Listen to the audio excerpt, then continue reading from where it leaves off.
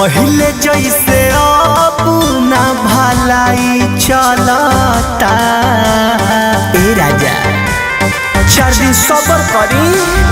पहले जैसे अब ना भलाई चलता। तनी हट के सूती देहिया के दवाई चलता। जवन जही सैया ओही के दवाई चलता। तनिको न सैया ढीला हाई चलता।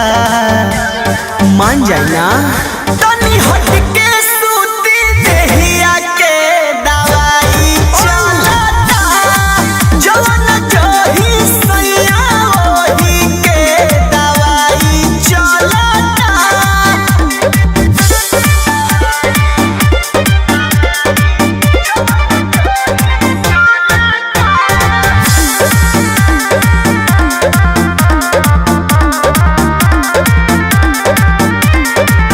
से जब पर है जकर देह से नायंगे जकर बानी को मजोरिया भी जानी डर में जकर कहाँ जाए रे। से जब पर है जकर देह से नायंगे जकर बानी को मजोरिया भी जानी बात बुझता रे कमाई गलता। तनी हट के सूती देहिया के दवाई चलता। जवन जही सैया ओही के दवाई चलता। कपसूल खातनी राजा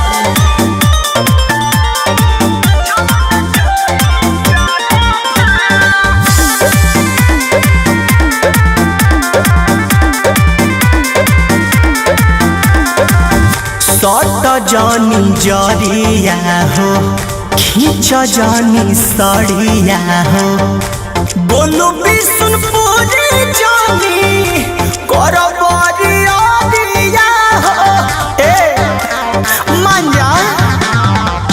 सट जानी जरिया हो खींच जानी सड़िया हो। बोलू बिशुनपुरी जानी सकती सोना मन में तहरा कथी पलता बताब।